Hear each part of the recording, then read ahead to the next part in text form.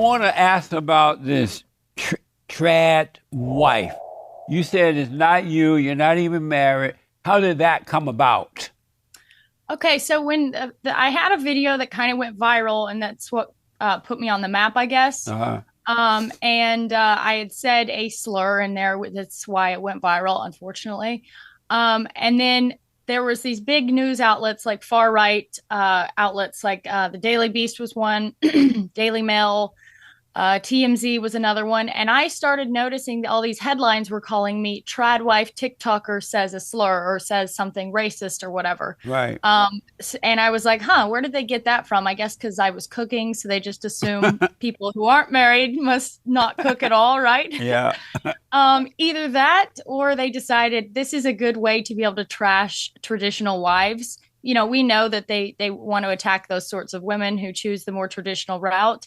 So a great way to be able to attack them and make them look bad is to, use somebody like me who's not even a trad wife and label her trad. So again, I never said that.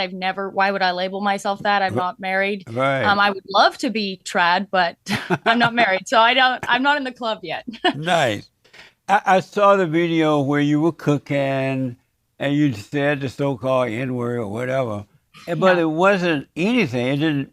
It wasn't negative at all. It meant nothing except what you were doing. Were you surprised at the backlash about that, and how did you deal with it originally when you first heard the breakout? Right. I mean, I was definitely surprised. I made TikToks just for me and my friends on that account.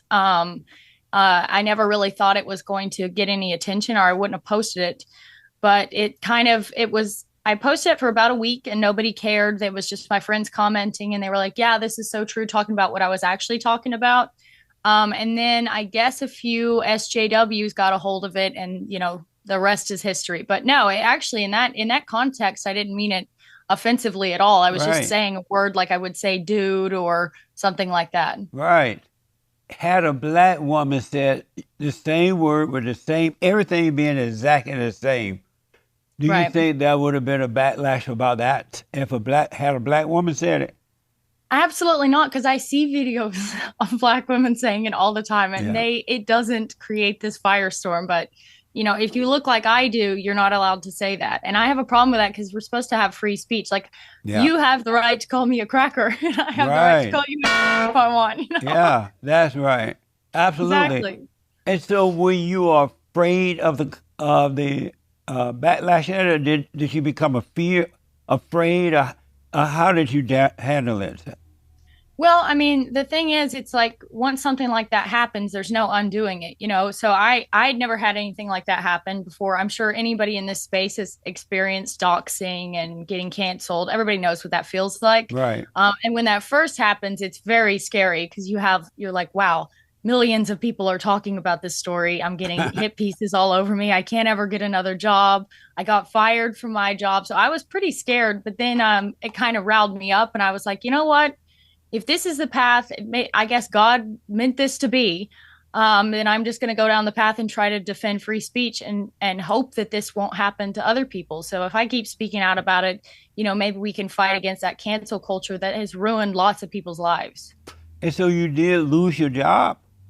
I did. I actually had two jobs at the time. I was a marketing manager for a little company in Wilmington, and then I had a remote job for another company. So I actually lost both of those jobs. Really? Yep. And so you go to work, and did you go to work thinking you're about to work and they call you into the office? Well, I was working remotely from both of those jobs, Right. and my boss texted me. She was like, "What's going on?" Because emails are getting flooded. The phone was ringing off the hook. She actually had to like change her number and everything because she was getting so many calls. So we're like trying to talk this through. She actually didn't have a problem with what I said, Right. because she was like, as anyone else could see, it wasn't meant in an offensive way. But the backlash became a little bit too strong, and then she kind of caved, like most employers do, and was just like, "Yeah, this isn't going to work. So you're out of here." Wow. So she was like, all right, Lily, we got to let you go. Right. People only care about free speech as long as it's not affecting them. But when it starts to affect them, then they're like, "Ah, never mind." That is so Yeah. true. I And know. were you surprised you lost the job, or did you think your boss would stick with you and see it through. I mean, to be honest, whenever I saw the magnitude, I mean, that was like one of the biggest stories for like a week or two. I was like, Right. there's no way she's going to keep me on, and I wouldn't even have expected that to her too, because I mean, she's a business owner. I don't expect someone to throw themselves on a sword to protect me. So I kind of expected it. That's amazing. And did you lose both jobs? I did. My other boss DM'd me on Instagram actually and was like, sorry, I have nothing against what you said, but it's not going to work out. Why is it that people have fear? I mean, I guess it's easy when it's not happening to you to be like, well, why aren't you more brave? And I've said the same thing. Like, why don't employers have a little bit more backbone with these sorts of things? But, when it's a business you've worked for, you've invested money for, and you Yeah. have hundreds of thousands of people attacking you. I mean, people actually were showing up in the parking lot of my marketing job, and she told me, don't even come in because there's people outside the door. So, for people who've never experienced this before, we're used to it by now. But for those kind of people, I mean, it is legitimate fear. I mean, you have your address out, people have kids, they don't know if there's going to be a psycho show up to their home. So, it's fair. It's fair. But at the end of the day, people have to realize, you got to take some sort of a hard line in the sand if you ever want to maintain your freedoms. Because if you keep capitulating and giving ground, you're just losing the fight. Yeah. And so for the people who don't know, you were making breakfast, you were having fun or dinner, whatever you're doing, and you were just talking. Yeah. And you said a number word, and then you said the N word, and that's when the bat hit the belfry, huh? Right. Yeah, I guess I talk like that in general. So, I was like, well, everybody talks like this, right?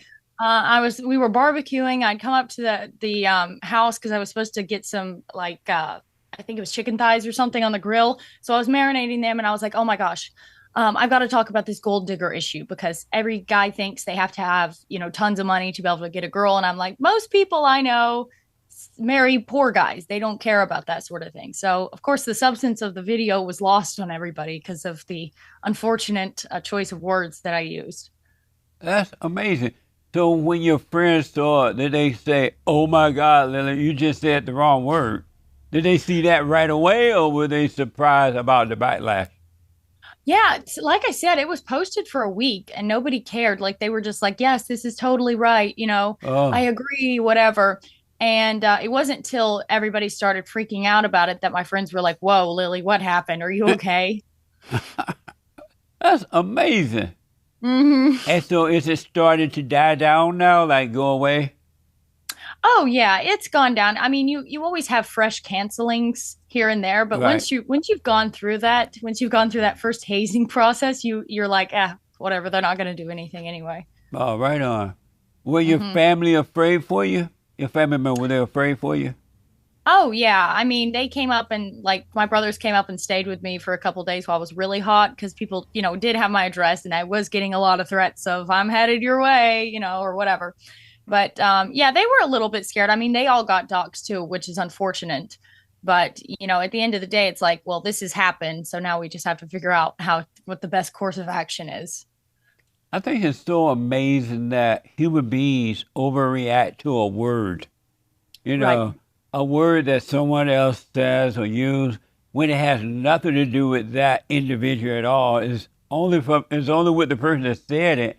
But yet people tend to somehow or another make themselves a part of the word. You were not talking about anyone in specific. You didn't Right. say JoJo is that blah blah blah, but they reacted as though you said their names. You know what I mean? Right.